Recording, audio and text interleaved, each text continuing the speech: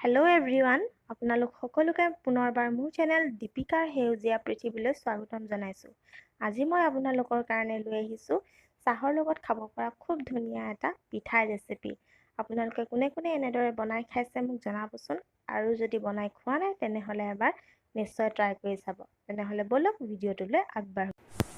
পিঠাখিনি বনাবৰ কাৰণে মই লৈ লৈছোঁ এয়া একাপ ময়দা, কাপ এটা জোখাই লৈছোঁ, আৰু এয়া আধা কাপ চুজি, লগতে চেনি জোখমতে মই দি দিম। এয়া বেকিং পাউডাৰ, এয়াও মই জোখমতে দিম।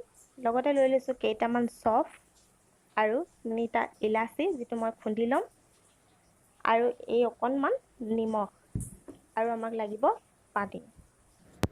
পিঠাখিনি গুলিবৰ কাৰণে মই এনেকুৱা ধৰণৰ এটা বাউল লৈ লৈছোঁ। তাতে মই ময়দাখিনি লগতে চুজিখিনিও দি দিছোঁ। তাৰপিছত মই ইয়াত দিম আধা চামুচ বেকিং পাউডাৰ, তাৰপিছত ইয়াতে মই এড কৰিম চেনি। চেনি মই এইখন চামুচেৰে তিনি চামুচ আৰু অকণমান দিছোঁ। যিসকলে মিঠা খাই ভাল পায় তেওঁলোকে ইমানখিনি দিলেই হৈ যাব, আৰু যিসকলে কমকৈ খায় তেওঁলোকে অলপ কমাই দিব পাৰিব। তাৰপিছতে মই অকণমান নিমখ আছিল যে সেয়াও দি দিলোঁ। তাৰপিছত মই চফকেইটা আৰু খুন্দি থোৱা ইলাচিকেইটা দি দিলোঁ। ইলাচিকেইটা মই বাকলিকেইটা গুচাই ল'লোঁ। তাৰপিছত এনেধৰণে শুকানকৈ মই অকণমান সময় মিক্স কৰি লৈছোঁ। এনেদৰে মিক্স কৰি ল'লে ধুনীয়াকৈ মিশ্ৰণখিনি হ'ব। তাৰপিছতে মই ইয়াত পানী দি লাহে লাহে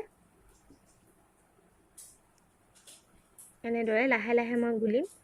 মিশ্ৰণখিনি অকণমান পনীয়া ধৰণৰ হ'ব লাগিব, কিন্তু তাৰ কাৰণে একেবাৰে লগতে পানী দি দিলে ভালদৰে মিহলি হৈ নাযায়। গতিকে লাহে লাহে পানী দি অলপ অলপকৈ এনেদৰে গুলিব লাগিব। আৰু এনেদৰে প্ৰায় 15 মিনিটমান সময় গুলাৰ পিছত মোৰ মিশ্ৰণখিনি এনেধৰণৰ হ'ল। ইমানখিনি পনীয়া হ'লে হৈ যাব। আৰু এইখিনি মই এতিয়া প্ৰায় 2 ঘণ্টামান সময়ৰ কাৰণে ঢাকোন লগাই থৈ দিম। আৰু এনেদৰে মই 2 ঘণ্টামান সময় থৈ দিয়াৰ পিছত মোৰ পিঠাখিনি বনাবলৈ ৰেডি হৈ গ'ল। কেৰাহীত মই ৰিফাইন তেল দি গৰম কৰি ল'লোঁ, আৰু এনেদৰে হেতা এখনেৰে মই অকণমান কমকৈ এনেকৈ দি দিলোঁ।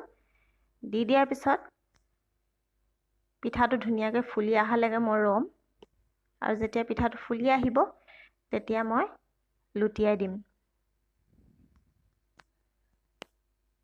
আৰু এনেদৰে মই লুটিয়াই অলপ সময় এফালে আকৌ লুটিয়াই অলপ সময় সিফালে ভাজি ল'ম। আৰু এনেদৰে এখন এখনকৈ মই গোটেইখিনি পিঠা ভাজি ল'লোঁ। এনেদৰে ৰঙচুৱা হ'লে পিঠাখিনি নমাই দিলেই হৈ যাব। আৰু পিঠাখন খুব ধুনীয়া কোমলো হৈছে। এয়া চাওকচোন কিমান ধুনীয়া কোমল হৈছে। ঘৰত যদি বয়োজ্যেষ্ঠ ব্যক্তি আছে তেওঁলোকেও এই পিঠাটো ধুনীয়াকৈ খাব পাৰিব। আৰু শেষত আজিৰ এই পিঠা ৰেচিপিৰ ভিডিঅ'টো আপোনালোকে চাই কেনেকুৱা পালে মোক কমেণ্ট কৰি জনাব বুলি আশা কৰোঁ। লগতে যদি ভিডিঅ'টো চাই ভাল পাইছে তেনেহ'লে এটা লাইক কৰি দিব, আৰু মোৰ চেনেলটো প্লিজ ছাবস্ক্ৰাইব কৰি দিব। লগতে কাষতে থকা বেল আইকনটো প্ৰেছ কৰি অল কৰি দিব, যাতে মোৰ আহিবলগীয়া নতুন ভিডিঅ'সমূহৰ ন'টিফিকেশ্যনসমূহ আপোনালোকে পাই থাকে। পুনৰ এটা নতুন ভিডিঅ' লৈ আপোনালোকৰ মাজলৈ আকৌ আহিম। তেতিয়ালৈ আহিছোঁ, বাই বাই।